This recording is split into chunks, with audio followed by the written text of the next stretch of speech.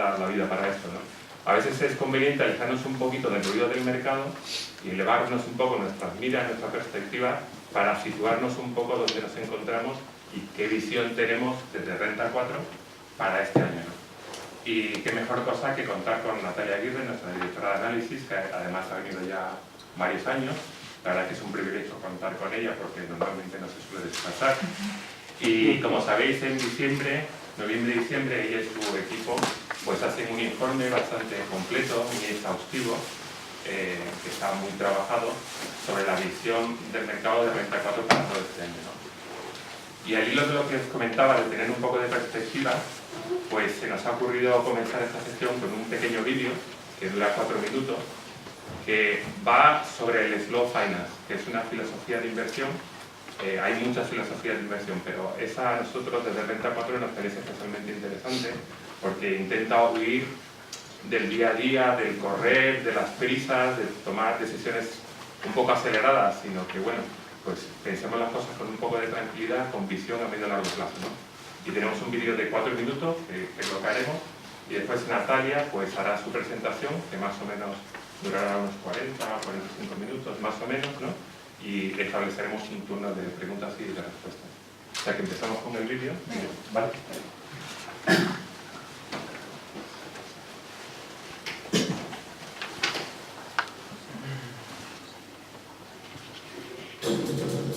Evidente que día es estar más formado, porque hay mucha más información. No todas las fuentes son fiables. Cracks en la bolsa, pues coges y das orden de venta. Sin pensar, sino porque te has dejado llevar por los centros, ¿no? Hay una experiencia que a mí me pareció especialmente importante, a mí me dejó una huella especial, la caída que tuvo la de Dow Jones, la bolsa de Nueva York, el año 1987. Ese mercado perdió el 25% de su valor. Entonces se había construido a lo largo de años, en menos de una hora se cayó. Te das cuenta de que en esos momentos tan intensos de pánico en aquel momento no es bueno actuar. Este mercado es un mercado muy psicológico, se deja influir mucho por lo que esté pasando en ese momento. Las inversiones muchas veces fallan no por factores financieros, sino por factores emocionales. Lo que pasa ahora es que el cliente tiene la misma información que tú puedes tener. Muchas veces piensan que están forzados a tomar decisiones de forma constante. Es una filosofía de vida, ¿no? Yo quiero plantearme mi vida desde distinto punto de vista, no tan rápida. Tradicionalmente se obtenía dinero, se ganaba, tenía patrimonio al final de la vida de una persona. Luego vino una revolución en la cual había gente joven, guapa, que hacía dinero rápidamente. Y eso se contagió, yo creo que a la sociedad. El concepto es un poco distorsionado, es el concepto de que hay que trabajar muy a corto plazo, de que hay que hacerse rico muy rápidamente. Y es muy importante introducir el elemento del largo plazo, de dejar trabajar el tiempo.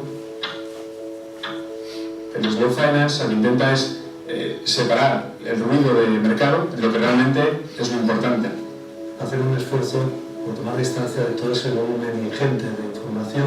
Los beneficios que tiene la filosofía del Slow Finance es invertir en algo real. Es una de las pocas filosofías de inversión que son capaces de obtener retornos por encima de la media y mucho más seguridad que el resto de filosofías. Una de mis obsesiones es dormir tranquilo. Para dormir tranquilo necesito analizar las inversiones que yo hago, conocerlas y estar seguro para yo poder dormir tranquilo. No solamente de una mejora no personal, sino que la experiencia de inversión va a ser más satisfactoria. Que las cosas sólidas, las cosas de valor, se hacen a lo largo del tiempo, no se hacen de manera inmediata.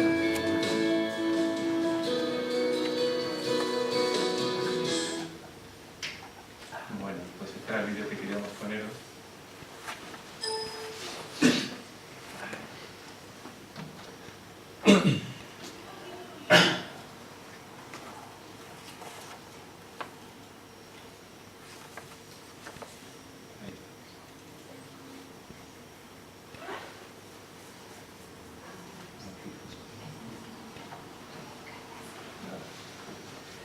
Bueno, buenas tardes a todos. Un placer estar aquí, como todos los años y vamos a intentar exponeros un poco cuál es nuestra estrategia de inversión para 2018 y empezamos con algo tan gráfico como la portada de nuestra estrategia. Nosotros la verdad es que siempre hacemos una gran reunión, un comité de inversión para determinar cuáles nuestras perspectivas de inversión para el año que se inicia. Y una vez que hemos alcanzado una idea para el ejercicio que comienza, nos ponemos en contacto con nuestro departamento creativo y les transmitimos esa idea. Entonces intentamos que ellos reflejen de la mejor manera posible. Si tú tuvieses que explicarle a una persona qué va a marcar el devenir de los mercados durante el año, y bueno, nosotros lanzamos la idea y ellos creo que siempre la recogen muy bien. En este caso, este año, la idea desde luego es normalización monetaria. Quizá, porque solo tenemos este espacio para poner la portada, la normalización monetaria parece que está muy cerca, no está tan cerca, ¿vale? Lo que pasa es que teníamos el espacio que teníamos. Pero sí que es cierto que los mercados tienen que ir progresivamente hacia una normalización monetaria después de muchos años, desde el 2007 en concreto, la Reserva Federal Norteamericana, que ha estado estimulando a los mercados a base de políticas monetarias ultra expansivas y que han determinado totalmente las inversiones en los últimos años. Todas esas ganancias en renta fija, los apoyos a la renta variable han venido fundamentalmente por la liquidez inyectada por los bancos centrales. Y eso es lo que creemos que poco a poco, de forma gradual, aunque esto esté aquí cerca, pero de forma gradual, se va a ir produciendo, pero a muy distintos ritmos, o sea, no todo el mundo va igual.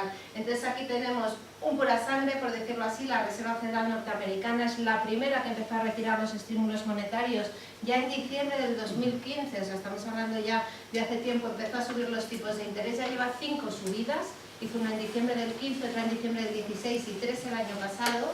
Luego tenemos un Banco Central Europeo, un señor Draghi, bastante pausado. Es verdad que nos da una de cal y otra de arena. El año pasado lo hizo en Sintra, si recordáis, en junio del 2017, lanzó un mensaje de que el Banco Central Europeo iba a empezar a retirar estímulos monetarios. El euro se pegó un rally impresionante, las rentabilidades de los bonos subieron mucho y luego en la siguiente reunión se encargó ¿de qué?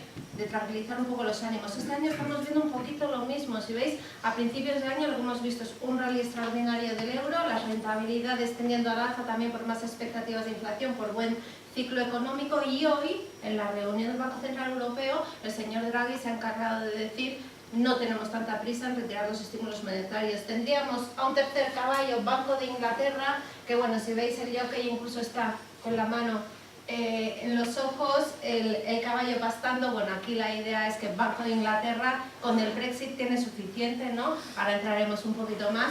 Y tiene otros problemas antes de normalizar su política monetaria. Y aquí, bueno, sin ánimo de ofender ni nada, pero tenemos a un banco de Japón representado por un burrito, ¿vale? Porque va muy rezagado, incluso un poco diciendo: esperadme.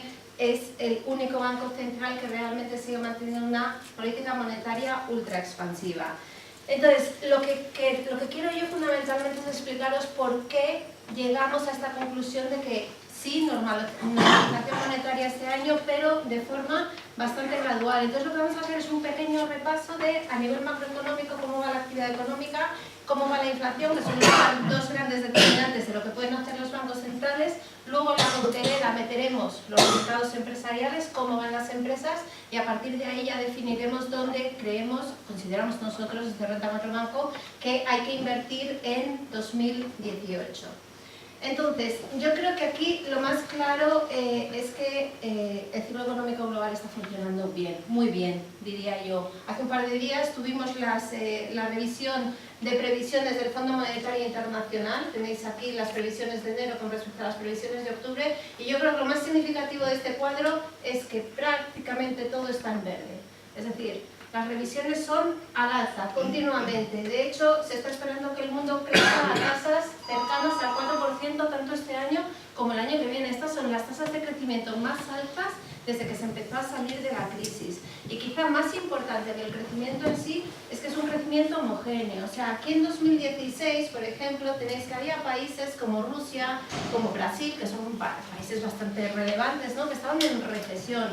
¿Qué ocurre en 2018-2019? que realmente es que no vemos, de estos importantes no vemos a ningún país en recesión. Y si nos cogemos los 180 países que cubre el Fondo Monetario Internacional, solo 6, que son en concreto estos y que cada uno tiene sus problemas particulares, solo 6 en recesión, por lo cual todos vamos en la misma dirección y con un crecimiento muy homogéneo. Es verdad que, bueno, que evidentemente no todo el mundo crece al mismo ritmo, ¿no? En países desarrollados tenemos un crecimiento suave, pues estamos hablando de poco más del 2% este año, de casi el 3% el año que viene. Aquí hay dos temas a tener en cuenta. Uno es, evidentemente, en Estados Unidos el tema de los estímulos fiscales, ¿de acuerdo?, que van a potenciar un mayor crecimiento en el corto plazo. Y en el caso de Reino Unido, el Brexit, que todavía no sabemos muy bien cómo va a quedar porque siguen en plenas negociaciones, pero sí que lógicamente tendrá cierto impacto negativo en la economía británica, que luego veremos por derivada. También es algo con lo que tenemos que tener precaución nosotros, quiero decir España, porque tenemos mucha exposición a Reino Unido. Y por ver nuestro lado, España la tenéis aquí, veis que sigue a la cabeza en 2016 creciendo al 3,3%, claramente por encima de la eurozona, 1,8%, 3,1% en 2017 frente a 2,4%, y es cierto que se espera cierta desaceleración, luego comentaremos por qué. No es tema Cataluña, porque todo el mundo asocia un poco desaceleración Cataluña, no, la desaceleración venía mucho antes de Cataluña y es porque tenemos menos vientos de cola que nos han estado impulsando en los últimos años y que ya no nos van a impulsar en la misma medida, ahora lo veremos. Pero aún así, pues como podéis comprobar, pues seguimos estando a la cabeza de Europa, ¿no? Y de hecho eso es una de las cosas que nos ha valido. El viernes pasado sabéis que Fitch, la agencia de rating Fitch, nos mejoró el rating. La verdad a mí me sorprendió porque yo pensé que hasta que el tema de Cataluña no estuviese más claro, de momento iban a optar por no tocar, pero lo han revisado al alza, con lo cual, bueno, es una buena noticia para nosotros, para nuestra prima de riesgo, que llega a situarse por debajo de 80 puntos básicos. Y bueno, pues eso está un poco la razón a que España sigue yendo bien a nivel crecimiento económico. Las previsiones son buenas, pero además es que las encuestas adelantadas de ciclo, que es lo que nos permite a los analistas ver que no solo que los datos a pasado de PIB han sido buenos, sino que eso va a seguir evolucionando de forma positiva, son los índices más adelantados de ciclo, como los PMIs, como la IFO, como todos estos datos, están prácticamente en máximos históricos, vamos, de hecho están en máximos históricos desde antes de la crisis, y las sorpresas positivas en los indicadores económicos que se van conociendo, pues como podéis ver, bueno, en el caso de Estados Unidos sorprendieron en gran medida en 2017, en Europa también, en emergentes un poquito menos, pero el tono bastante positivo. ¿Esto qué quiere decir? ¿Que el mundo crece y no hay ningún problema? No. A ver, no estamos diciendo eso. Sí que estamos diciendo que el mundo crece, que hay un tema de fondo que creemos que va a seguir apoyando, aunque en menor medida, que son unos bajos tipos de interés, porque como veremos en esa portada que estábamos hablando de normalización monetaria, la normalización monetaria lo que va a llevar es que los tipos de interés van a ir progresivamente subiendo, pero van a ir subiendo de una forma muy gradual, y muy gradual, con lo cual van a seguir apoyando el crecimiento económico. ¿Y muy gradual por qué? Pues por lo que decía, no está todo resuelto ni mucho menos. Tenemos un problema a nivel global que yo creo que os lo traje el año pasado y el anterior y el anterior y el anterior, porque esto es un tema que llevamos heredado de mucho tiempo, que se lo dejaremos probablemente a nuestros hijos y a nuestros nietos, que es un elevado endeudamiento público. Ese es el principal factor que lastra un mayor crecimiento económico global y que impide también a su vez que los tipos de interés suban mucho, porque es que no se lo puede permitir la economía. Daros cuenta, por ejemplo, aquí tenemos en la última línea deuda bruta sobre PIB. En Estados Unidos es un 108% del PIB, en Japón 240%. Es verdad que aquí quizás es menos preocupante porque toda la deuda de los japoneses está en manos de los japoneses, o sea, no es... en España la tenemos prácticamente al 100%, entonces bueno, el tema del elevado endeudamiento público sigue siendo un factor de fondo que nos impide crecer tanto como crecíamos en el pasado, también que la inflación sea tan alta como era en el pasado, con lo cual esa normalización monetaria va a llevar a unos tipos de interés más altos, sí, clarísimamente, porque es que no hay otro camino que hacia arriba, o sea, estamos en minimismos históricos y no hay otro camino que hacia arriba, pero esa subida va a ser bastante paulatina y gradual. Entonces, un poco para daros pinceladas por países, ¿no? Para que luego entendamos por qué invertimos en unas zonas geográficas más que en otras, sí que tener claro que en Estados Unidos, si no hubiese habido la reforma fiscal famosa de Trump, que por fin consiguieron sacar adelante a finales del año pasado, pues probablemente Estados Unidos habría crecido, pues eso, a tasas del 2,2 más o menos, ¿no? Es decir, mantener o incluso moderar las tasas de crecimiento de 2017. ¿Por qué? Pues porque la economía americana ya está el ciclo es bastante maduro. O sea, recordad que fue Estados Unidos la primera que se metió en el lío, por decirlo así, contra la quiebra de Lehman Brothers, el impacto en su sistema financiero, etcétera, etcétera, pero también fue la que primero tomó cartas en el asunto, empezó a hacer una política de estímulos monetarios muy agresiva y permitió recuperar la economía. ¿Qué ocurre? Que desde aquello han pasado 10 años. O sea, llevamos 10 años de recuperación en Estados Unidos está en pleno empleo, en una tasa de paro del 4,3%.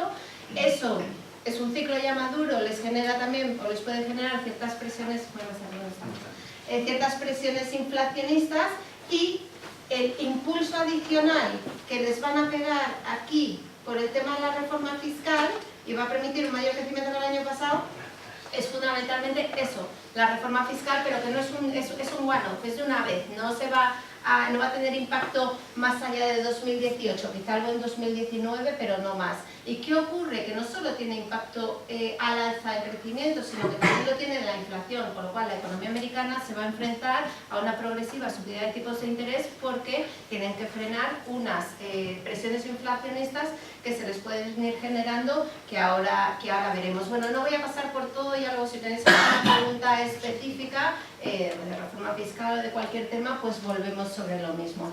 ¿Qué pasa mientras tanto con la eurozona? Bueno, pues la eurozona es una economía que está creciendo a tasas en el tercer trimestre del 2017 del 2,6, pero que, como os digo, los indicadores más adelantados de ciclo se está acelerando. Con lo cual, la economía europea, la verdad es que el ritmo de crecimiento está siendo muy sólido. ¿Cuál es la principal diferencia con Estados Unidos? Inflación. ¿Vale? En Estados Unidos están prácticamente en objetivo de inflación del 2% y aquí estamos muy por debajo. Si veis dónde está la tasa general de inflación, son tasas del 1,4 en diciembre, y la tasa subyacente, que excluye pues eso, los componentes más volátiles de alimentos no elaborados y energía, está en el 0,9 a años luz, por decirlo así, del objetivo del Banco Central Europeo del 2%. O sea, el Banco Central Europeo no tiene la presión que pueda tener la FED para subir los tipos de interés, ¿de acuerdo? Ahora veremos un poco cómo pensamos que va a ir. Y mientras tanto, España, dentro de Europa, os comentaba al principio en esa tabla del Fondo Monetario Internacional, a la cabeza claramente, ¿vale? Está a la cabeza, tanto buen comportamiento de demanda nacional, porque el consumo va bien, la inversión va bien, y de demanda externa también, porque el ciclo económico global está ayudando, el resto de Europa está ayudando, tirando de nuestras exportaciones. Estamos también mejorando el déficit público y con una inflación, bueno, pues en 2016 negativa, aquí la tenemos al 2% y aquí al 1,8%. ¿Qué ocurre? Que para este año, 2018, se espera cierta desaceleración. Seguiremos sobresaliendo con respecto a Europa, pero es lógico que nos desaceleremos. ¿Y por qué? ¿Y por qué vuelvo a decir esto? No, porque a veces se ha vendido como no, es que Cataluña está ralentizando la economía española. No, aquí hay varios temas. O sea, el tema de Cataluña es uno, ¿vale? Pero si habéis visto un poco los impactos que se han visto hasta ahora, que es cuarto trimestre fundamentalmente de 2017, los impactos en el PIB español de la crisis catalana han sido muy limitados. De hecho, el gobierno, si no recuerdo mal, primero revisó a la baja las previsiones de crecimiento para el 2018 y luego las ha vuelto a revisar al alza. Aquí hay temas más de fondo, más estructurales, ¿no? Y yo creo que son dos fundamentalmente.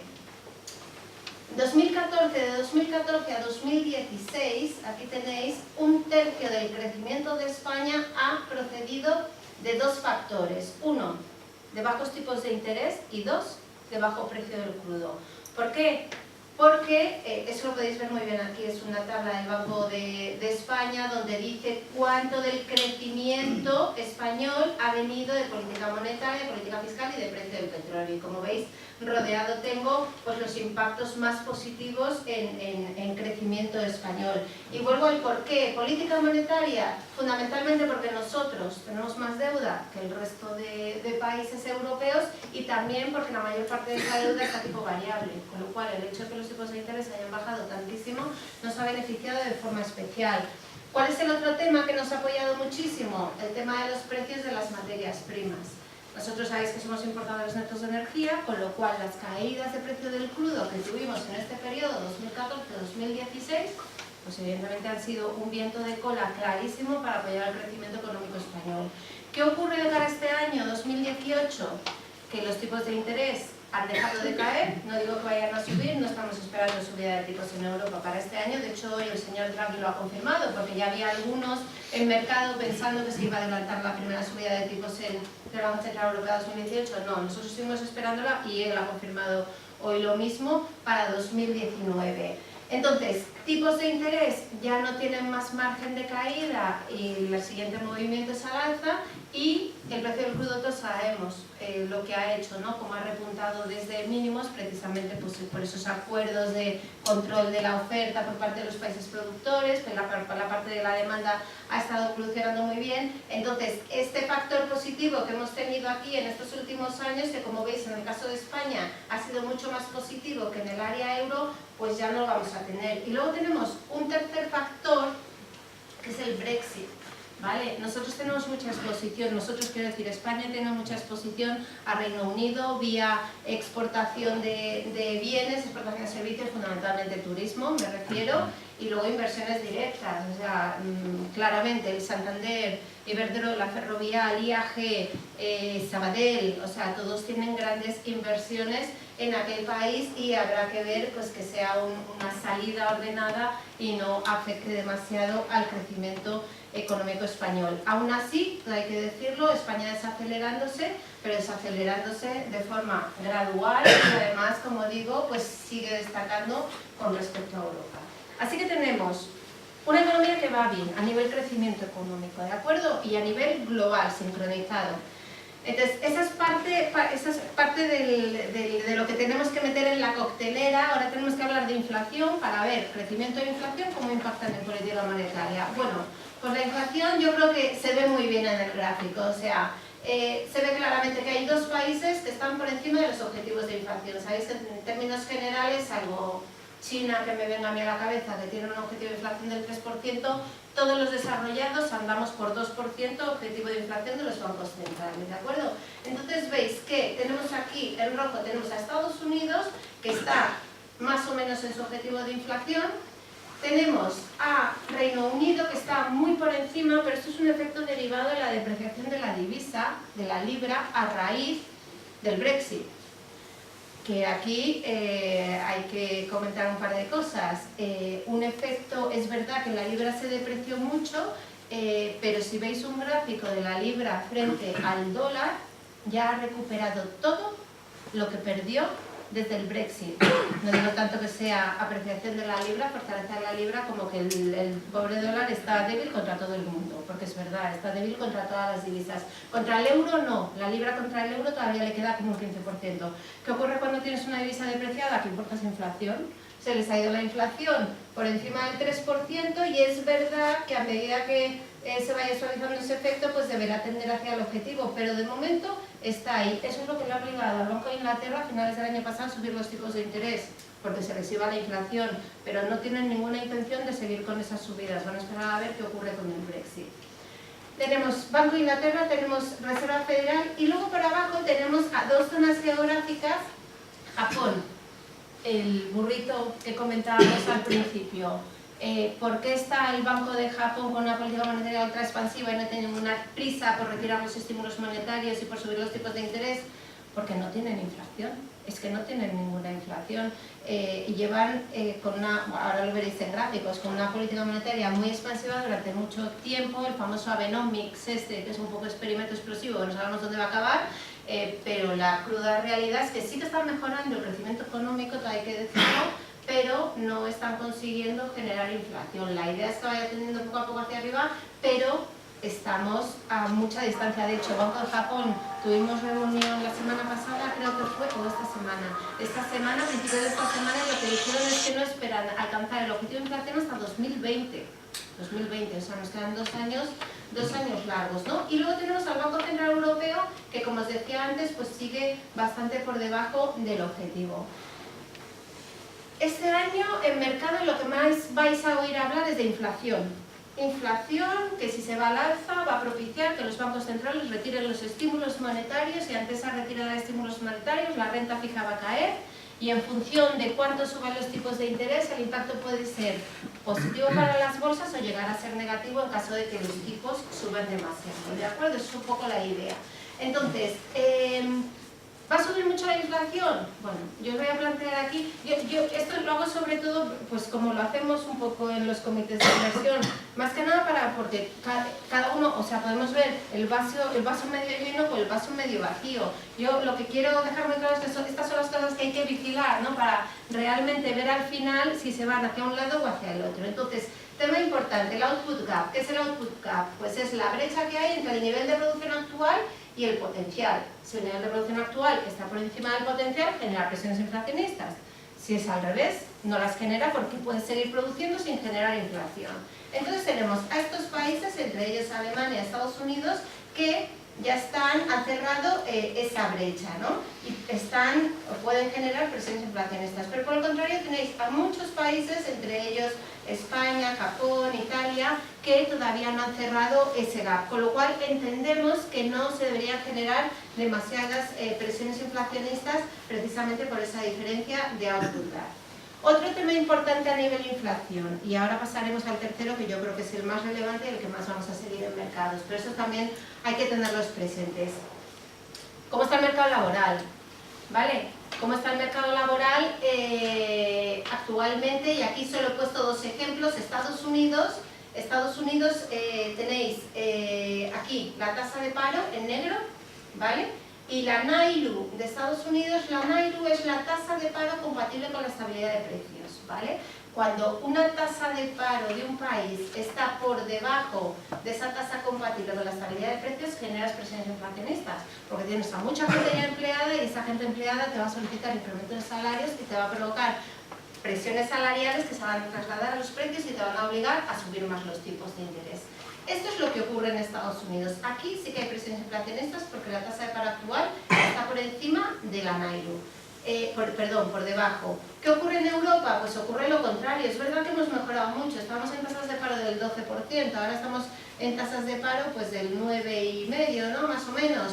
Pero aún así sigue existiendo diferencial entre la tasa de paro actual y la que es compatible con la estabilidad de precios, lo cual quiere decir que todavía tenemos que generar bastante empleo para llegar a que haya presiones salariales. Estamos hablando aquí del 9 en Europa, trasladando esto a España, estamos en el 16 y pico, ¿no? Si no recuerdo mal. Bueno, otro tema importante, pero quizá el más importante, quizá el que más vais a oír en mercado a lo largo del año es el famoso precio del crudo. Vale, el famoso precio del crudo porque la verdad es que la recuperación del precio del crudo está siendo espectacular. ¿Y por qué? Pues fundamentalmente porque mirad la diferencia. Aquí os he puesto desde el 2012, ¿vale? Aquí veis que la oferta aquí estaba bastante por encima, en negro, que la demanda en azulito. Entonces, eso evidentemente cuando la oferta supera la demanda lo que te hace es presionarte los precios para abajo. Tuvimos unos precios del crudo que es los que os comentaba antes en el 2014-2016 que nos impulsaron mucho a España el crecimiento económico porque somos importadores netos de energía, podíamos importar más barato. Vale, pues eso se ha corregido. ¿Y eso se ha corregido a base de qué? Pues que la demanda ha seguido recuperándose porque el ciclo económico funciona bien y la oferta se ha conseguido controlar, porque los señores productores, tanto de la OPEP como países no OPEP, han conseguido llegar a un acuerdo para controlar la oferta. Ese acuerdo se ha llegado a extender hasta finales del 2018. De hecho, a principios de esta semana empezaban ya a sonar que Rusia estaba hablando con Arabia Saudí para ver si tenían los recortes más allá de 2018. O sea, al final lo que consigues con esto es igualar oferta y demanda, y eso te debería permitir estabilidad de precios, porque los inventarios ya se ajustan, no hay un exceso de inventarios y los precios consiguen mantenerse estables. ¿Cuál es el problema de esto? Quiero decir, cuando digo de esto, me refiero a que los precios del crudo ahora mismo, en dólares por barril, esta es la calidad Brent, ¿vale? La europea. Porque la West Texas, que es la americana, está un pelín por debajo, ¿vale? Está más o menos a $68 barril, ha llegado a tocar 70. Subida bastante espectacular. ¿Qué ocurre? Que al final la inflación es un incremento de precios interanual. Entonces, aquí lo hemos puesto, pero lo hemos puesto en euros, porque nosotros al final lo pagamos en euros, el crudo, ¿no? Entonces, aquí veis que hay un incremento importante, sobre todo en la parte central del año, porque estamos comparando precios de $57 barril, que lo único que estamos cogiendo es $68 barril y pasándolo con el tipo de cambio actual, ¿vale? 1,24, 1,25, lo estamos pasando a euros. Bueno, pues veis que en esta parte central del año va a haber un incremento importante en inflación por el componente de energía. Y que no lo está viendo aquí, no porque el precio del crudo no haya subido en la misma proporción año contra año, sino porque el euro nos está haciendo un favor, porque estamos pagando con euros más caros, ¿vale? Entonces, aquí lo que hay que comprobar bien es que no haya un excesivo incremento del precio del crudo que se traslade a toda la cadena de producción y que se traslade a los precios finales, porque si los precios suben mucho y realmente nos vamos a ese objetivo de inflación del 2% o lo superamos, el Banco Central Europeo acelerará y empezará a subir los tipos más rápido, ¿no? Entonces, tema del crudo yo creo que vital para este año. Pero dicho esto, tal y como está ahora el panorama, ¿qué tenemos? Tenemos un Estados Unidos que, como veis, esto no se ha puesto la inflación, os he puesto el deflactor del consumo privado, que es lo que más mira la FED como medida de inflación, que está todavía un poco por debajo del 2%, pero la idea es que vaya hacia esos niveles, ¿no? A finales de este año. ¿Y por qué fundamentalmente? Y no es que repitas para que lo veáis en gráficos, tasa de paro en mínimos históricos, ¿vale? Y cierta presión al alza en inflación en Estados Unidos, pues porque ya los niveles de paro pues están, como digo, en poco más del 4%. Pero la situación no es la misma, y repito, y viéndolo en gráficos, en Europa. Esto es el incremento de los salarios reales. Como veis, bueno, pues últimamente pues no hay mucho incremento de salarios reales, y de hecho yo creo que lo más significativo de esta transparencia es esta de abajo, es la curva de Phillips, que pone en relación la tasa de paro con la inflación subyacente. Entonces, estas son las regresiones que podéis ver.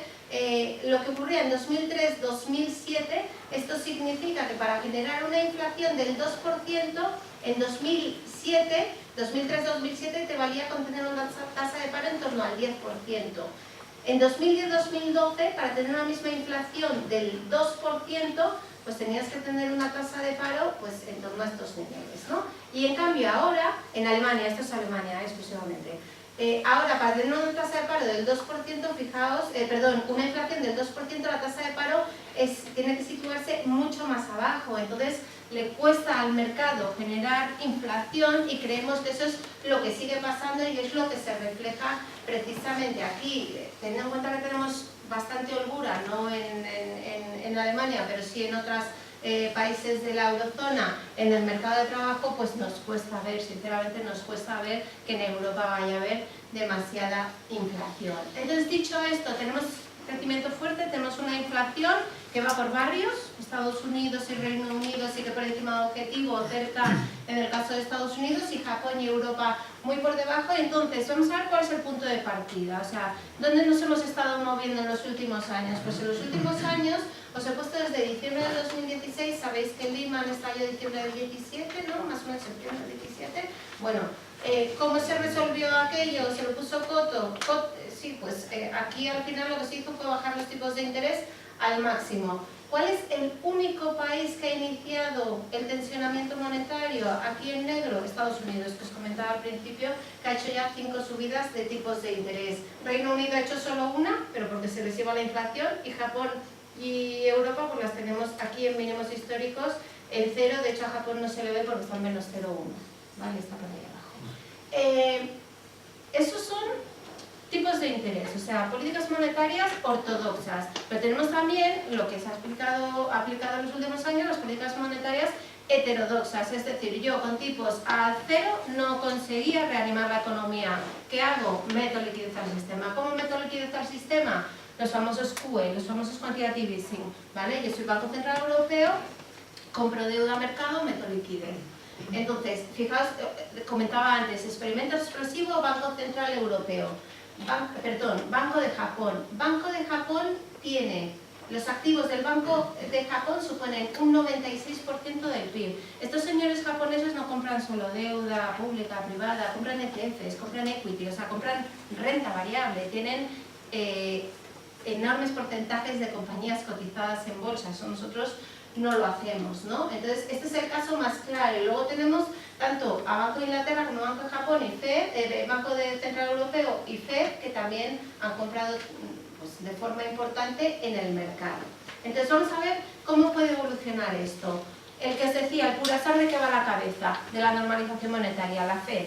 La FED ya ha subido tipos 5 veces y nuestra idea es que siga subiéndolos, pero hasta un nivel objetivo más o menos, estamos hablando de 2019-2020, de 2,5-3%. Ahora está en 1,25-1,5%. Esto es un ritmo de subida de tipos muy lento. O sea, para que os hagáis una idea, el tipo medio, si cogemos una serie histórica muy larga, pues puede estar entre el 4,5 y el 5%, los tipos de interés americanos históricos, ¿vale? O sea que la subida sería, sería todavía moderada. Hay cosas que nos pueden preocupar. Hay mucha gente que dice, bueno, pero la señora Yellen, la presidenta de la Reserva Federal en los últimos años, acaba su mandato el 3 de febrero y viene Jerome Powell, este señor que ha designado Trump. ¿Eso va a provocar un cambio en la política monetaria de la FED? Nosotros pensamos que no.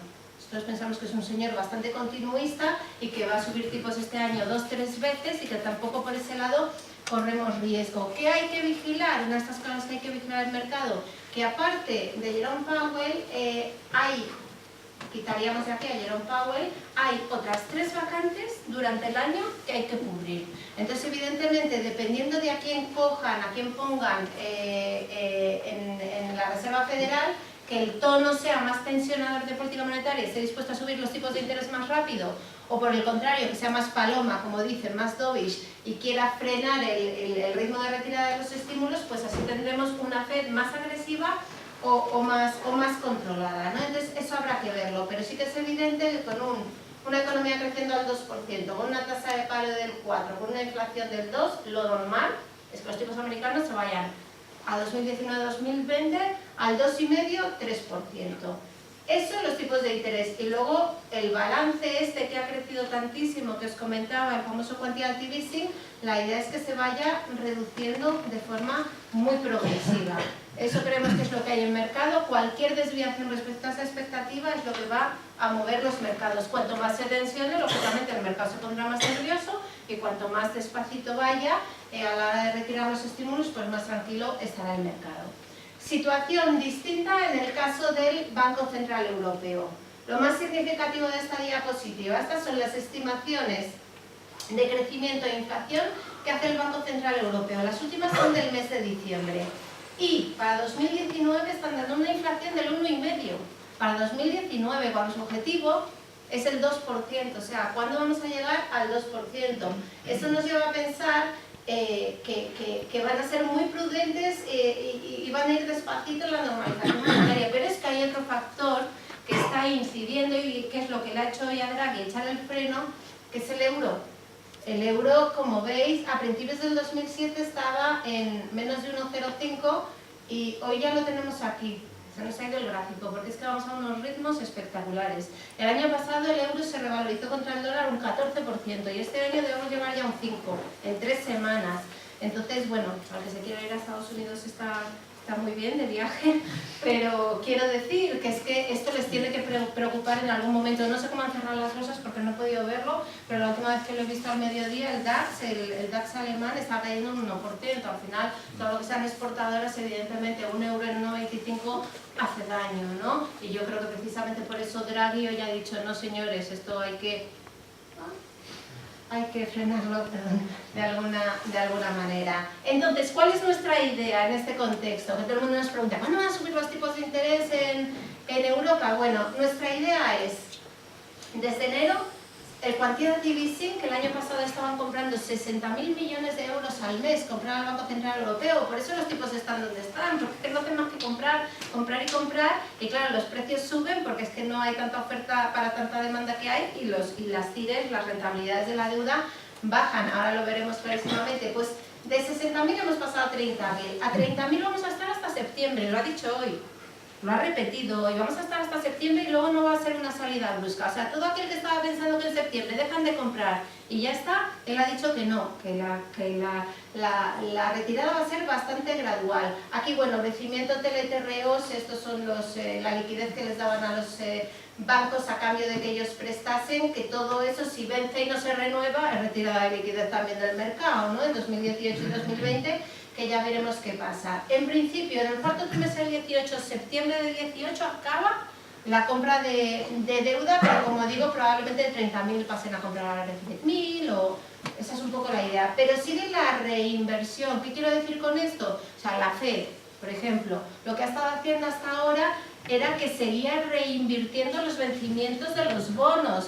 ¿Qué conseguía con eso? Que el balance se mantuviese constante. O sea, veíais este gráfico, aquí lo que hacía era reinvertir lo que tenía, con lo cual el balance no se movía. Aquí lo que deja de hacer es reinvertir, es decir, me vence un bono, se fue, o sea, se fue y yo lo vuelvo a reinvertir, con lo cual mi balance va cayendo. El Banco Central Europeo, ¿qué dice?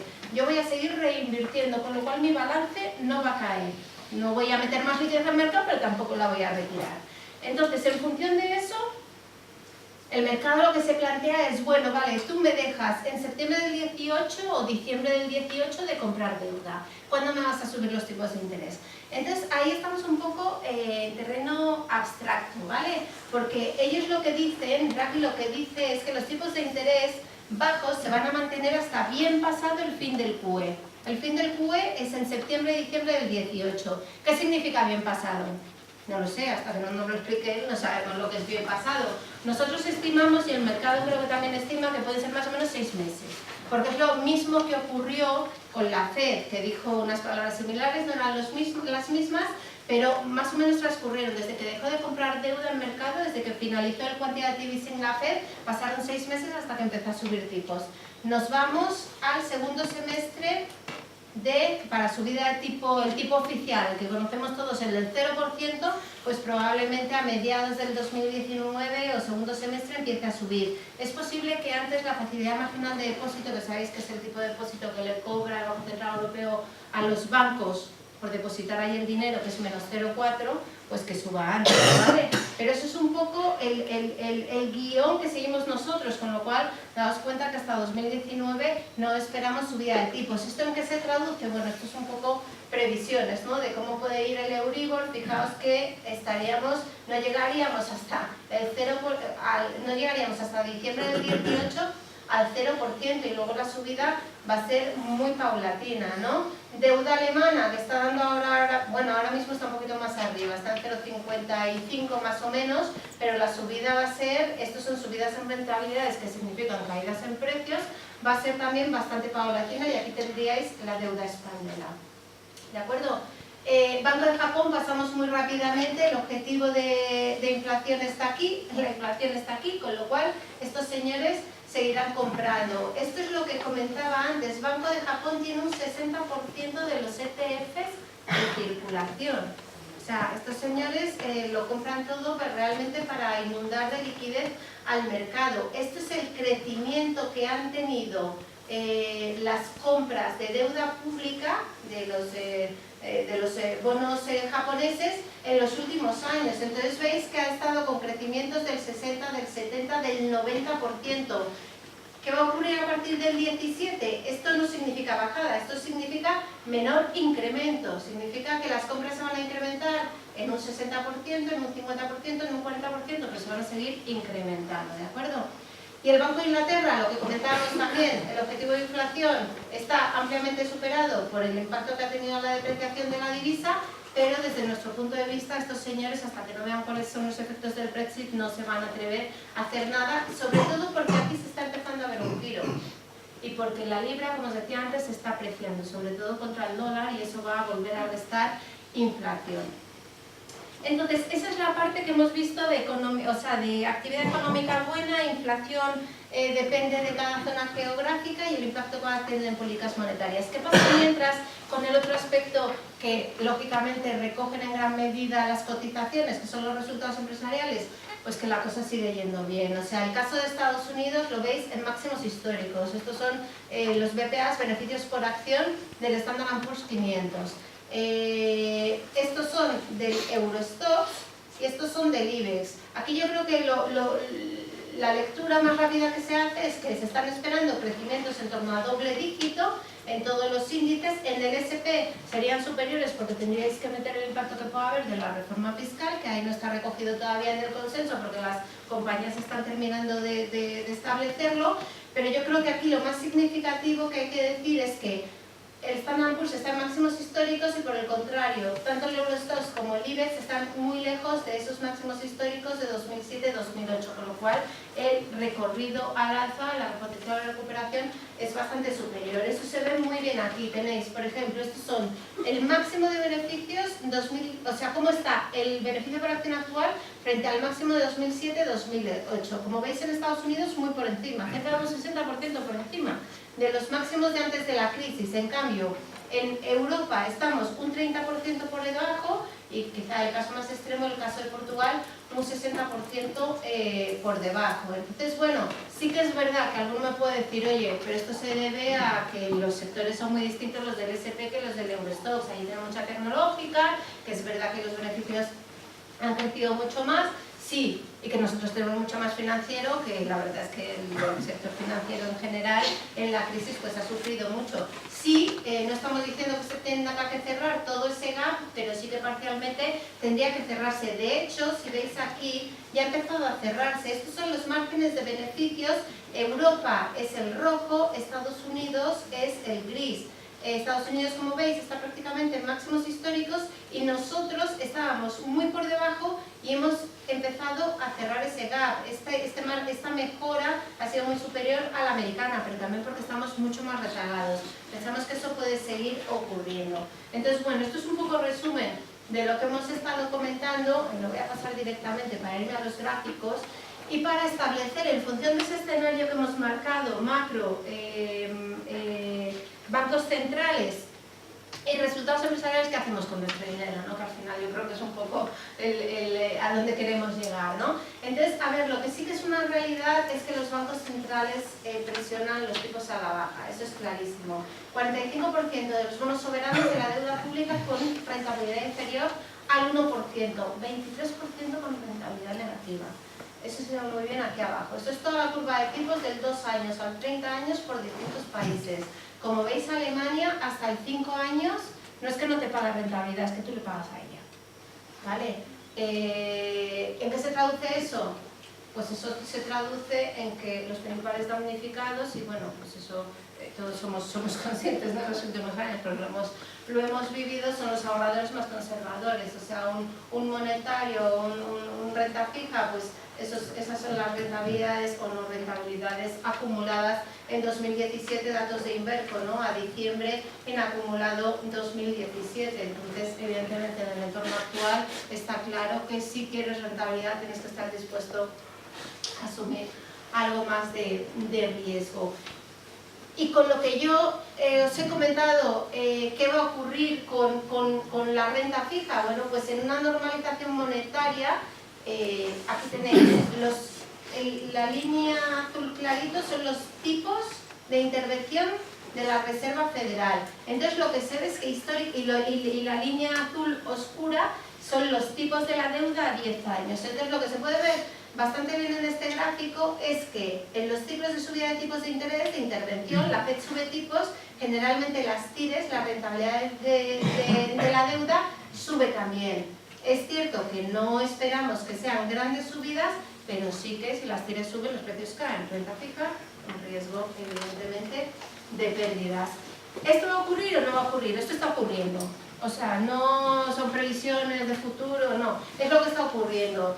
Si veis aquí, la rentabilidad de la deuda a 10 años americana estaba en niveles de 2% en verano pasado. Lo tenemos ya, de hecho lo tenemos ya por aquí, en 2,65. Incluso ha habido alguno de algún hedge fund, el Dario que ha dicho que venía un gran mercado bajista en bonos. Bueno, eso habrá que verlo, no dependerá del ritmo que lleve la Fed, pero sí que es verdad que con el ciclo económico muy positivo, el crudo al alza que hemos comentado antes, la reforma fiscal que va a meter más crecimiento, más inflación, pues las expectativas de inflación, este es el break-even de inflación, se van para arriba. Este tema de las deudas de China lo he puesto porque, bueno, si alguien me preguntaba, hubo rumores la semana pasada de que China iba a dejar de comprar treasuries, iba a dejar de comprar bonos americanos. Ellos se apresuraron a desmentirlo y tal. Yo ahí entiendo que tiene un poco que ver pues todas las disputas comerciales que está habiendo entre Estados Unidos y China, una forma de presión y tal, pero vamos, dudo yo mucho que los chinos se vayan a poner a vender deuda americana, porque sería un poco como pegarse un tiro en el pie entre comillas, ¿no? Son los mayores tenedores de deuda americana, y la deuda americana está dando un 2,65. La deuda española está dando un 1,45, la deuda alemana está dando un 0,55. No me parece tan mala idea. El problema es el dólar, ¿no? Tener cubierto el dólar, no tener cubierto el dólar, pero... Entonces, dicho esto y visto que renta fija, pues nosotros creemos que está muy sobrevalorada y que alguna cosa muy específica y tal, pues igual se podría tomar, pero nosotros creemos que donde hay atractivos en la renta variable, ¿vale?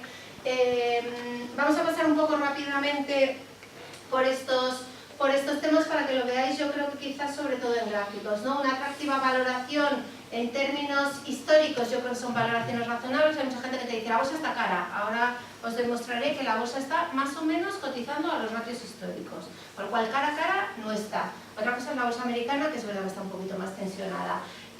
Lo que pasa es que si lo miramos no en términos absolutos con respecto a sí mismas, respecto a su historia, sino con respecto a otras alternativas de inversión como es la renta fija, pues lo que vemos es que está mucho más barata que la renta fija. Luego tenemos lo que hemos comentado antes, el mundo sigue creciendo, los resultados empresariales también, sobre todo en Europa, la normalización de las políticas monetarias va a ser muy gradual, y luego tenemos el tema de los movimientos corporativos, que estamos viendo muchos y vamos a seguir viendo más desde nuestro punto de vista. Eso va a apuntalar también la evolución de los mercados. ¿Cuáles son los riesgos? Ahora los vemos, porque a lo que quiero llegar es que a inversión en renta variable sí, pero lo que hay que elegir muy bien es el timing. Bueno, los valores, evidentemente, y ahí está el slow finance que nos ha puesto Miguel Ángel al principio, eso creemos que es vital, y lo que es vital es elegir, aparte de los valores en los que invertimos, el momento en el que invertimos, y eso lo que te lo da es el slow finance. O sea, yo por ejemplo, yo soy, aparte de responsable de análisis, yo soy analista de renta variable. O sea, yo analizo empresas, doy una valoración y en función de eso decido si comprar o vender. Viene una caída, imaginaos, porque haya cualquier de los riesgos que vamos a comentar ahora se materialice, imaginaos que hay una caída del 15%. Yo tengo que tener muy claro cuánto vale cada empresa, porque eso es lo que me va a permitir a mí, en una caída, imaginaos, indiscriminada del 15-20%, decir, esto lo compro, esto no lo quiero. Entonces esos son los momentos que comentaba al principio del vídeo Cristina, que decía, bueno, es que muchas veces se deja llevar más por el factor emocional, o sea, las malas decisiones de inversión son más por un factor emocional que realmente racional, ¿no? Entonces, bueno, ahí estamos. Entonces, renta variable, valoraciones, estos son PERES, ¿vale? Cuanto más baratos los PERES, evidentemente mejor. Estos son los actuales y esto es la media de los últimos 30 años. Entonces, aquí simplemente hacemos un ejercicio teórico, ¿vale? Si nos fuésemos desde los niveles actuales hasta la media de los últimos 30 años, ¿qué potencial tendrían? Pues aquí veis que el Standard & Poor's estaría caro, que el Eurostoxx, por ejemplo, tendría un potencial del 9%, etcétera, etcétera. Entonces, Europa sí que es verdad que está más o menos, si lo veis aquí, 14, con un potencial del 9%, pero además con mucho potencial de mejora en los resultados empresariales, que si se confirma nos daría mayor margen de recuperación de las bolsas. ¿Qué tenemos? Estados Unidos, que está incluso un poquito por encima de su media histórica. Es verdad que esto puede estar justificado porque la reforma fiscal pide un impulso adicional a los mercados americanos. También con todo y con esto os digo que Estados Unidos está un tanto exigente en valoraciones, ¿no? Esto es en términos relativos a su historia. Yo cojo un índice y veo históricamente 30 años, en los últimos 30 años a qué múltiplo ha cotizado y lo comparo con el actual. Entonces lo que se ve muy claro, lo que os decía, Standard & Poor's, esto lo he puesto desde diciembre del 16, la subida, bueno, en un año y un mes, ¿no? ¿Un año y un mes? Sí, un año y un mes. 25%, cada uno en su divisa, ¿eh? Si os lo pasáis a euros, evidentemente en ese habréis ganado mucho menos, porque os decía que ha perdido un 14% el dólar, pero mucho mejor e intratable totalmente, es decir, cuando digo intratable es todos los que hemos estado esperando un recorte en el S&P 500 el año pasado para entrar, no hemos entrado, ¿vale? Por el contrario, el IBEX, que lo veis en gris, sí que nos ha dado oportunidades, subió un 20%, más o menos en la primera mitad del año pasado, y luego se pegó aquí un recorte importante y Europa hizo algo similar. Aquí, bueno, pues son las primas de riesgo equivalentes, ¿no? Que las primas de riesgo no son más que la rentabilidad que yo le exijo a una inversión por encima de la rentabilidad sin riesgo. Entonces, en el caso de Estados Unidos, pues con todo lo que ha subido la bolsa, pues es bastante inferior, y en cambio en Europa, pues es superior y te da más recorrido, ¿no?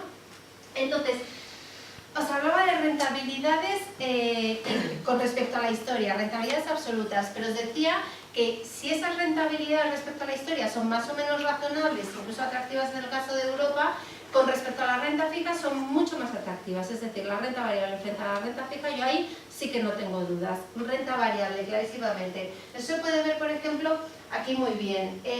Tenemos, y desde aquí no lo veo mucho, pero esta es la rentabilidad del bono alemán, que como os digo da negativo, ¿vale? Y aquí tenéis la rentabilidad por dividendo del DAX, la rentabilidad por dividendo de la bolsa alemana. Y este es el gap, este es el diferencial entre los dos. O sea, claramente esto me está diciendo que voy a encontrar mucho más rentabilidad en la renta variable que en la renta fija.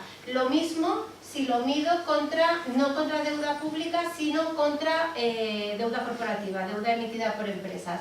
Este es el spread entre la rentabilidad que me ofrece un bono de una empresa y la rentabilidad por dividendo que me ofrece una renta variable europea, ¿de acuerdo? Lo mismo en el caso de España, con lo cual yo creo que a nivel de valoraciones pues sigue estando claro. Entonces, por seguir un poco el hilo, hemos dicho renta variable sí, mucho mejor que renta fija, pero ¿cuándo? La cuestión es, ¿qué hago? ¿Me meto ya? ¿No me meto? ¿Entro? ¿Me espero? Bueno, yo creo que aquí hay una cosa muy clara, el famoso VIX, o sea, la volatilidad de los mercados.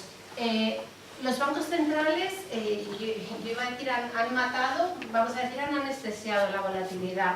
O sea, mirad dónde está el VIX, ¿vale? En los últimos años, y llama muchísimo, a mí me la llama muchísimo la atención, yo llevo 25 años trabajando en mercado.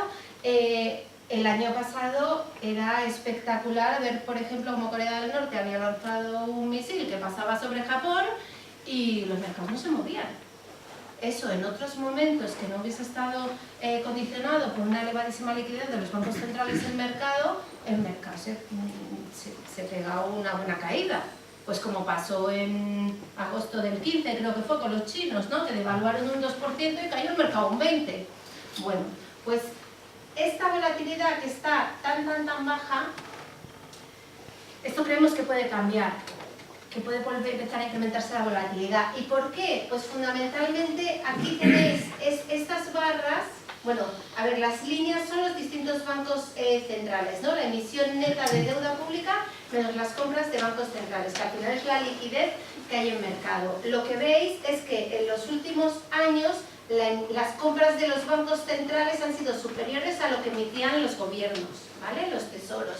Entonces eso ha estado provocando pues, que hubiese una elevadísima liquidez en mercado. ¿Qué ocurre? Que eso este año, sobre todo por la retirada de liquidez de la Reserva Federal, va a empezar a acabarse. Ante una retirada progresiva, o sea muy progresiva de liquidez de los mercados, creemos que la volatilidad va a tender a incrementarse y nos va a dar más oportunidades de inversión. ¿Por qué lo digo? Mirad el SP500, es lo que decía antes de intratable. Es que la última caída que vimos, pues realmente fuerte fue aquí, ¿no? En noviembre del 16. Aquí tuvimos cierta caída, pero es que desde entonces pues ha subido un 40%, ¿no? Sin parar, porque realmente ha sido sin parar. De hecho, el año pasado fue el primero en no sé cuántos, pero en muchísimos años, en la que el SP500 todos los meses del año registró ganancias, valorizaciones positivas, ¿de acuerdo? En dólares siempre año. El DAX le ha pasado 3/4 de lo mismo, máximos históricos, y el IBEX es verdad que ha dado una oportunidad y sobre todo a raíz del tema catalán, que luego se ha recuperado en parte, y el Eurostoxx pues ha dado alguna oportunidad, sí, a lo largo del año. Entonces creemos que eso se puede producir más, en mayor medida, a lo largo de este año, porque ¿qué demuestra la historia? Aquí tenéis 38 años de historia, ¿vale? De los últimos 38 años, esto es un MSCI europeo, es un índice paneuropeo, ¿vale? De renta variable. En los últimos 38 años, solo 8 años, que son estas barritas, ha habido caídas. Caídas quiero decir al cierre del año, anual. Los otros 30 años se ha ganado dinero en bolsa. ¿Cuál es la diferencia entre el año 2017 con todo lo que ha ocurrido en el pasado? Que si veis en el pasado, bueno, sí, aquí había alguna caída poquita, tal, pero en promedio, si cogéis la media de todos esos 38 años, ha habido caídas intraanuales durante el año de hasta el 15%, que cuando tú puedes entrar, o sea, es cuando dices, bueno, ya veo niveles atractivos, voy a comprar bolsa. ¿Qué ocurrió el año pasado? 4% de caída de promedio. Entonces, el mercado como que no te da mucha oportunidad. En la medida que esa volatilidad por la retirada de estímulos monetarios, por la retirada paulatina de liquidez de los bancos centrales, se vaya incrementando, esa volatilidad, pues creemos que vamos a tener oportunidades. ¿Cómo hemos empezado el año? Muy fuertes, muy fuertes. O sea, IBEX, por ejemplo, por poner un ejemplo, llevamos un 5%, de hecho, 5 un 6, ¿no? Por ahí andamos. Un 5 o un 6%, espectacular, o sea, quiero decir, ahora veréis lo que estábamos dando nosotros para el año, nosotros para el año estamos dando un 10, entonces claro, dices, bueno, entonces ¿qué tengo que hacer? ¿Tengo que vender? Bueno, pues ahora pasamos a hablar de eso, pero sí que se ve, veis, se ve como desde los máximos de 2015 los americanos están un 17% por encima, en cambio los europeos están un 4% por debajo aún, todavía no hemos llegado a los máximos del 2015 y los españoles menos, ¿no? Pero las subidas que hemos visto desde momentos claves como justo después del Brexit, desde las elecciones catalanas, pues han sido bastante positivas. Entonces, ¿qué es lo que tenemos que buscar realmente? O sea, hay que correr detrás del mercado. Nosotros no somos partidarios del slow finance, ¿no? Como comentábamos en el gráfico del principio. Entonces lo que vamos a intentar buscar precisamente son esos momentos de mayor volatilidad que puedan hacernos encontrar mejores puntos de entrada. Entonces, ¿cuáles son los riesgos que podrían facilitar esos puntos de entrada? Bueno, pues el primero clarísimo, un error de política monetaria. Imaginaos que la inflación se va un poquito más de la cuenta porque el crudo de forma puntual pues se va a 75 o a 80 y la Reserva Federal dice, tengo que animarme, aunque al final no lo haga, pero que el mercado se genera las expectativas de que en vez de subir 2 o 3 veces este año tiene que subir 4 o 5, bueno, pues ese puede ser uno de los momentos para comprar bolsa. El riesgo de deuda de China, que siempre está ahí, de hecho, bueno, yo creo que aquí se ve muy bien, ¿no? Esto es el crédito que otorgan los distintos países sobre el PIB, los ratios de crédito sobre el PIB, entonces veis que todos los países han estado moderando, ¿no? Ese apalancamiento, salvo China, que está disparada. El tema de China es un tema que siempre está ahí, que ha habido años que nos ha preocupado y ha habido años que parece que nos olvidamos, pero es un tema que está ahí, es un tema latente, es un tema que en un momento dado puede estallar, que puede tardar años, sí, puede tardar muchos años, pero es un tema que está ahí. Luego, evidentemente, si se desacelera el ciclo económico global, pues también puede haber ciertas caídas. Y luego el tema de los riesgos geopolíticos, yo ahí destacaría dos zonas, una es Corea del Norte, aunque parece que ahora son un poco más, se va un poquito más por encima de las Olimpiadas, ¿no? Porque quieren ir a las Olimpiadas, y el otro es el tema de Oriente Medio. Ahí no olvidemos que la situación en determinados países es muy tensa y que un 20% de la producción mundial de crudo pasa por el estrecho de Hormuz. Imaginaos que hay algún problema en ese sentido y que no sale el flujo de crudo y empieza a subir el crudo, pues volveríamos a lo mismo, a un error de política monetaria. Y luego, por último, riesgos políticos, pero riesgos políticos bastantes menos que el año pasado. El año pasado, si recordáis, cuando yo vine aquí, una de las cosas que dije es: ojo con el tema de los riesgos políticos. Teníamos elecciones en en Holanda, con riesgo de ascensos populistas. Teníamos elecciones en Alemania, en Francia, justo en Francia, con el riesgo Le Pen, que al final, bueno, salió Macron, que ahora no le quieren tanto, pero sí que es verdad que cuando salió, pues... Entonces, bueno, todo eso lo hemos ido solventando. Este año tenemos elecciones en Italia, 4 de marzo. La pinta que tiene es que se va a crear un gobierno de coalición bastante débil y que no va a tener mucha incidencia en el mercado. Y el riesgo es que saliese el movimiento 5 estrellas, el que era antes de Pepe Grillo, que ahora han cambiado al líder, no me acuerdo ahora mismo cómo se llama, pero vamos, el mercado no está demasiado preocupado. Luego tenemos también negociaciones del Brexit, vamos a ver qué pasa en Alemania, pues sabéis que están negociando a ver si consiguen formar gobierno o no, espero que sí. Y luego tenemos en Estados Unidos, bueno, la reforma fiscal de Trump, que ya se ha hecho, y las elecciones midterm, ¿no? Que ya en noviembre de este año, hace 2 años, tenemos al señor Trump. Entonces, bueno, tendrán que hacer ahí las elecciones y a mitad de término de su mandato, y bueno, debería acelerar las reformas que quiera hacer para asegurarse su aprobación, ¿no? Y luego Latinoamérica, perdonadme, ya voy terminando. Latinoamérica, pues elecciones en Brasil, México, Colombia. Hoy una de las cosas que se ha tomado muy bien en el mercado, Brasil. Sabéis que Lula estaba pendiente de si le... Eso.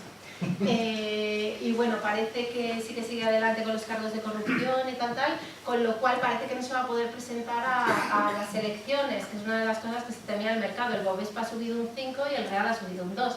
Entonces, bueno, estas cosas hay que vigilarlas, ¿no? Por la cuenta que nos trae. Bueno, esto es lo que comentábamos del riesgo político, tal. Entonces, bueno, muy rápidamente, esto es lo que hemos comentado antes. Aprovechar volatilidad para entrar en renta variable, mejor Europa que Estados Unidos, sobre todo porque el Banco Central Europeo va a retirar más lentamente, porque tenemos mayor potencial de recuperación de los resultados, lo que hemos comentado antes, que seguíamos muy lejos de los máximos de 2007-2008, sobre todo porque las valoraciones son más atractivas, ¿no? ¿Cuáles son nuestros niveles objetivos? Aquí es donde iba. A ver, nosotros estamos dando un 11.000 para el IBEX, me diréis, no nos queda mucho, ¿no?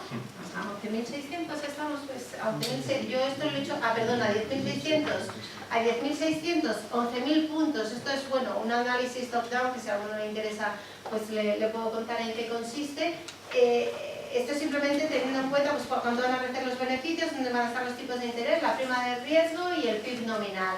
Y luego hay otra forma de verlo que es al contrario, ¿no? En vez de arriba abajo, de abajo arriba. Me cojo todas las compañías del IBEX, saco los precios objetivo, hago el sumatorio de todos esos precios objetivo y llego a 11.000 prácticamente también, 10.950. Entonces, yo creo que aquí lo que hay que hacer es ser muy selectivos por valores. Veis que hay valores que tienen potencial, pues como es el caso de Telefónica, como es el caso de Iberdrola, y veis que hay valores por el contrario que pensamos que están muy pasados, pues como puede ser por ejemplo el caso de AENA, como puede ser incluso el caso de Bankinter, que es verdad que ha subido un 4 o un 5% con los resultados. Bueno, hay que ser muy selectivos por valores. Entonces, ¿qué haríamos? Buscaríamos niveles de entrada. Entonces, los niveles de entrada aquí simplemente lo que he pretendido es poner los niveles actuales de IBEX y de Eurostoxx y decir en los soportes técnicos que define nuestro analista técnico Eduardo Faust, pues qué PRs implícitos estaríamos pagando y con cuánto descuento estaríamos entrando respecto a la media de 30 años. Entonces, bueno, esos son un poco los niveles donde creemos que se pueden tomar posiciones, incluso, bueno, pues aquí quizá un poco antes, ¿no? Estos son un poco los temas de inversión, los tenéis en la estrategia, en la página web, o sea, tampoco voy a entrar mucho, pero sí que por destacar, quizá no se vea mucho, pero este documento lo actualizamos todas las semanas y tiene muy buena acogida, son los dividendos que consideramos nosotros que van a pagar compañías de IBEX y compañías de no IBEX, pero que tienen muy atractiva y sostenible rentabilidad por dividendo, a lo largo del año, por trimestres, ¿vale? ¿Con qué objetivo? Bueno, pues en este mercado una de las posibles opciones de inversión es decir, me compro compañías que tengan buena rentabilidad por dividendo sostenible y que además tengan potencial. Esto, por cierto, se traduce en una cartera de rentabilidad por dividendo que empezaremos a publicar a partir de esta semana, que también se puede hacer ahí seguimiento, y sobre todo eso elegimos valores no solo que tengan un buen dividendo ahora, sino que lo puedan sostener a futuro y que estén bien de precio. No vamos a coger una compañía que me pague un 6% de rentabilidad por dividendo si creo que está sobrevalorada en un 20%, ¿vale? Por decirlo así. Estas son nuestras carteras modelo actuales, cartera de 5 grandes y cartera versátil. La verdad es que el año pasado fueron muy bien. La cartera de 5 grandes creo que batimos en 8 puntos porcentuales al IBEX y en la versátil en 9. Y de momento este año hemos empezado relativamente bien. Daos cuenta que sobre todo las cíclicas, las financieras, Santander, ACE Inox y Repsol han ido muy bien en este inicio de año.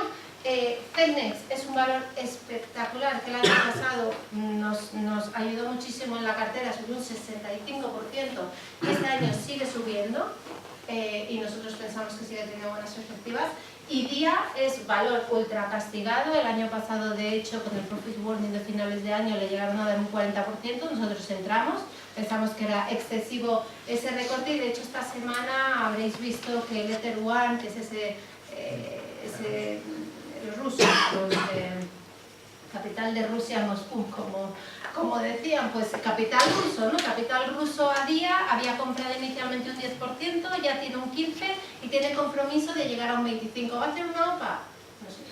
No lo sabemos, de momento ellos dicen que no, pero desde luego son señores que tienen mucha experiencia de lo que es el sector retail y que creemos que pueden aportarle a Dia, y de hecho Dia nosotros tenemos un precio objetivo de 5,25, o sea que incluso con lo que ha subido tiene un potencial adicional del 15%. Y aquí simplemente, bueno, eso ya será presentación, la queréis, le pedís a los compañeros de aquí de León, habíamos puesto simplemente la cartera de 5 grandes, pues un poco para que veáis nuestra tesis de inversión de los 5 principales valores, y por no extenderme más por la hora que es y dejar un poco de espacio a preguntas, yo ya con esto termino.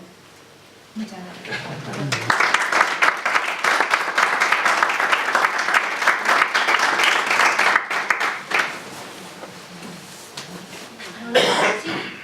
Pasaste por encima el tema de los emergentes, que no me dio tiempo, que en los emergentes había que ser selectivos. Sí. Y entonces no sé cuál nos aconsejas o qué estudios tienes hechos sobre los emergentes. Bueno, ahí vamos a ver, en emergentes tienes dos riesgos principales. Uno evidentemente es China, ¿vale? Que se desacelere más de la cuenta, y el otro es tipos de interés americanos, o sea, tienen mucha deuda dolarizada, ¿vale? Es verdad que los emergentes no son de los que más deuda tienen, pero tienen mucha deuda dolarizada y el riesgo que pueden correr es que los tipos de interés suban de forma más intensa de lo que se espera. Así que es verdad, en este no lo tenéis porque he hecho una versión resumida porque la estrategia tiene casi 100 páginas, ¿no? La parte general, y luego tenéis otra parte de sectores y valores. Pero si quieres verlo, en la parte de la estrategia general que hay en la web, hay una parte dedicada a emergentes. Entonces ahí lo que comentamos sobre todo es que el año pasado mejoraron mucho por el tema de materias primas, de que las políticas monetarias pudieron ser, sobre todo en el caso de Brasil, por ejemplo, bastante expansivas, y lo que nos preocupa un poco este año es eso, subida de tipos americanos, China a ver qué ocurre, y luego el tema de las elecciones. Hay muchas elecciones, hay elecciones en Brasil, hay elecciones en México, hay elecciones en Rusia, si no recuerdo mal.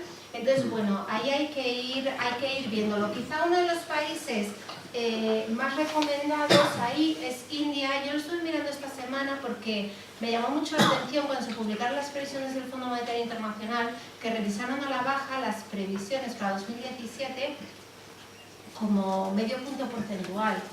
Aún así, estamos hablando de que crezca al 7% este año, que es desacelerarse. Y de hecho me fui a gestión de activos y les dije, porque yo al final me dedico más a renta variable española y al final no puedes abarcar todo, ¿no? Y me fui a la gente de equity y pregunté qué es lo que está ocurriendo en India para que rebajen medio punto porcentual, y en octubre habían rebajado otro medio. Entonces me estuvieron contando el tema, bueno, les han puesto un IVA común que evidentemente en el corto plazo pues puede deteriorar algo el consumo privado. Y luego el tema de la desmonetización en India. Sabéis que les han obligado a los indios a ir al banco con sus rupias y a cambiarlas por nuevas, evidentemente certificando de dónde venía ese dinero, y eso lo que ha propiciado es que mucho dinero negro que había circulado por ahí, que se destinaba sobre todo a inmobiliario y estas cosas, eso se ha frenado. Entonces ha pegado un frenazo importante a la economía, pero en un año, en el momento en que todo eso se limpie y al final es limpieza estructural, o sea, es bueno, ¿no? O sea, te puede provocar un impacto negativo en el corto plazo, pero a medio plazo es positivo. De hecho, para el año siguiente, 2019, vuelven a dar aceleración del crecimiento al 8%.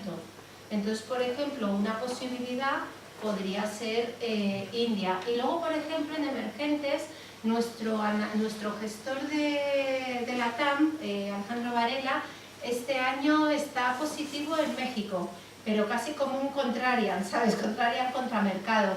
Ahí en México yo creo que va a depender mucho, es verdad que el peso ha estado recuperando y tal, yo creo que va a depender mucho de lo que pase con las negociaciones del NAFTA. Ahí el riesgo que tienes es que ¿cómo se llama? López Obrador, ¿no? El que está como candidato para las elecciones, y López Obrador es muy proteccionista. O sea, López Obrador con Trump podría chocar bastante, pero si se consigue más o menos salvar esa situación, igual México, que no ha ido muy bien, porque es que Brasil el comportamiento ha sido espectacular, están máximos históricos, pues podría, por ejemplo, ser una opción. Y luego en Europa del Este, la gente de Europa del Este, yo creo recordar que estaban positivos en Polonia, pero eso lo puedes comprobar bien en la estrategia general global, ahí en el Asset Allocation por geografía se puede ver específicamente. Sí. ¿Técnicas reunidas de opinión y la mesa? A ver, valores limitados, ¿eh? A ver, técnicas reunidas, vamos a ver, técnicas reunidas nos hizo un profit warning en febrero del 16, que nos pilló en cartera, y luego lo recuperamos. Ahí tuvieron un problema en Canadá de un agujero de algo más de 100 millones, de un proyecto y tal. Le costó recuperar la confianza del mercado, ¿vale? La recuperó niveles, y cuando presentó resultados del tercer trimestre, es decir, a finales del año pasado, hizo otro profit warning. A ver, el tema de técnicas reunidas es bastante claro, yo creo. Es una compañía que a lo largo de 2017 tenía previsión de adjudicarse muchos proyectos que se han ido retrasando, ¿vale? Se han ido retrasando. Entonces la compañía ha tenido que tomar la decisión en un momento dado de ¿qué hago con todos mis ingenieros? ¿Vale? Empiezo a despedir gente porque no tengo proyectos suficientes para tenerlos empleados, o me quedo con esos ingenieros a costa de mis márgenes, porque yo les tengo que seguir pagando, pero no están trabajando a su ritmo óptimo porque no hay suficientes proyectos, o me quedo con ellos a la espera de que me entren proyectos. Entonces lo que ha decidido Técnicas, y por eso ha hecho el profit warning, es quedarse con esos ingenieros, ¿vale? ¿Qué ocurre con eso? Que los márgenes a corto plazo te los destroza. O sea, tenía un margen EBIT del 4%, el profit warning bajó al 2% para 2017, y para este año está dando entre 1,5 y 2,5, lo cual significa que antes de mejorar va a empeorar a nivel márgenes. ¿Ha hecho bien o no ha hecho bien en retener a todos sus ingenieros? Yo creo que ha hecho bien. ¿Por qué? Porque ahora, a finales de año y principios de este, se está adjudicando muchos proyectos. Se puede haber adjudicado fácil 5.000 millones de euros entre 2 o 3 proyectos. Entonces, en ese sentido, lo ha hecho bien. Dicho esto, el mercado, la cotización ha recuperado todo lo que perdió con el último profit warning. Yo, mi valoración, además esta la cubro yo. Mi valoración es escenario base 26 euros, ¿vale? Escenario optimista, y los escenarios solo varían en el margen EBIT que yo considero que pueden volver a recuperar en el 2019. Escenario base 26, escenario positivo 29, y no descarto que en algún momento haya una caída importante hasta niveles de 21, no sé si llegará ahí, pero ese es mi escenario negativo de márgenes, donde poder volver a entrar. ¿Vale? Entonces yo ahora mismo llego a 29, o sea, la recuperación ha llegado a 29, yo ahí habría sido más vendedora y compraría pues por debajo de 25, pero no tendría prisa tampoco, ¿eh?